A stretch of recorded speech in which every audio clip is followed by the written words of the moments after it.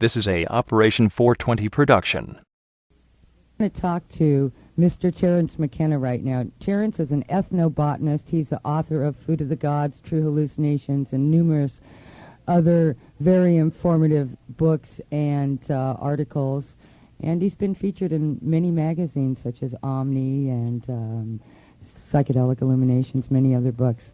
Are you on the line there, Terrence? I'm hanging in. All right. How you doing, buddy?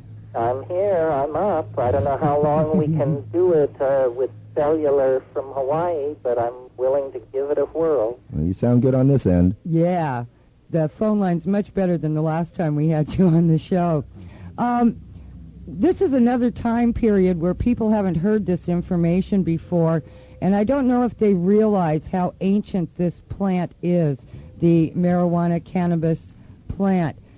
Could you give people a little background information on how old this plant is? Well, probably this plant is as old as agriculture. In fact, probably much older, because it has so many uses, you know, as food, as fuel, as fiber, as animal fodder. It was really just there when we came out of the darkness of pre-civilization, and it grows very well across the Middle East, the kind of areas that human populations were migrating into. I think it's arguably one of the oldest cultivated plants. Now, this plant's been used in many different ways down through the millenniums of time. What are some of the things that you found in your research that the plant's been used for? Well, I'm particularly interested in the intoxication of it and how that's affected various cultures. And one of the interesting things about that is how recent smoking cannabis is. In the 19th century, people who were experimenting with cannabis for its psychological effects were eating it. As far as the other uses, you know, I think probably we find cordage and impressions of weavings on the sides of clay pots that go back nearly 7,000 years. And that cordage probably was hemp. And that was Catalha. It's been used as a basis for material culture that long, and it's also been used as a basis for, the imaginative and theatrical and fun side of things.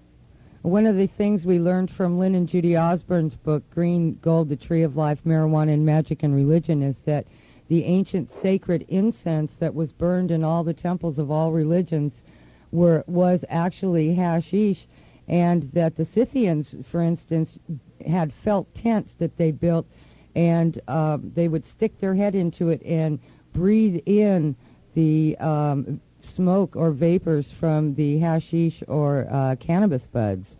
Yes, that's in Herodotus. Right. And I talk about that in my book, Food of the Gods, as well. I think that's the earliest literary mention of cannabis. Can you hear me? Yeah. Uh-huh. That's the earliest literary mention. But, as I say, the presence of cordage and weaving. In my book, I talk about how all the words associated with storytelling, like spinning a yarn, unraveling a tale, tying up loose ends, these are all words associated with weaving and spinning.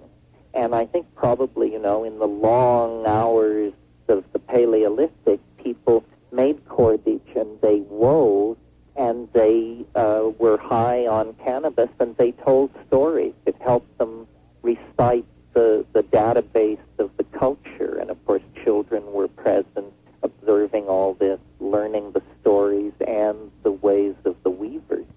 Well, I think one of the interesting things I find about this plant is the way it opens up doors of communication amongst people. Yes, it's a strong social glue, and the impact of this on a socially bound animal like ourselves is very hard to calculate. It seems to incline people more to an erotic, laid-back family style than a warring, hunting, outward-pushing kind of Hello? Go ahead. Yeah. Well, I was just going to say I'm a great enthusiast of mushrooms and their impact on prehistory, but I think when people moved out of Africa, the obvious substitute for the religious complex that had been established in Africa was cannabis. I mean, cannabis was worldwide, easy to grow, as I said, a food, a fuel, it inputted into material culture. It was like a new incarnation of the goddess to these people moving out of Africa and trying to cross the Anatolian plateau and enter India and so forth. Well, and so it's obviously had some influence in cultures throughout time, and I'm looking at the political climate of today, and one of the premiums, or one of the gifts that we're giving away today is your talk from the Phoenix Bookstore called On True Hallucinations. Uh-huh. And you said in that you happen to believe that if marijuana became legal, it would be a very big deal. And I was just wondering if you could expand on that a little bit in the political climate of today and in the global market where this plant is taking off as a resource for food and fiber and medicine, and yet it's still being stifled information-wise in this country. Well, I think that's because we never, in the whole discussion about legalizing cannabis, have come to grips with what I think is the real issue, which is it does change people, and the way in which it changes them makes it hostile toward the values of industrial capitalism. That's for sure. And yet it provides a base for an economic recovery. As a product itself, but as a habit, yes, it makes you very uninterested in the values and schedules and hierarchies of industrial society. So I've always felt that it was being suppressed with that fully in the mind of the suppressors, that this is very, very important, I think, to how society and social polity will develop in the future. The question being, will it be with or without an ambiance of cannabis? And I think cannabis, promotes Gaian values, feminine values, community values, and a hard look at the other set of values, unbridled materialism, that is being sold in the media marketplace. That's right. And in this day and age when the entire world is starting to come on to this thing, and yet, it's still being suppressed information-wise in this country, and the whole well, I've always felt that when the whole world was free and enlightened, that probably the United States would be the last bastion of emancipation and crypto-fascism on the planet. I think you're right, bro. Yeah, I know. It's amazing that we stick with it.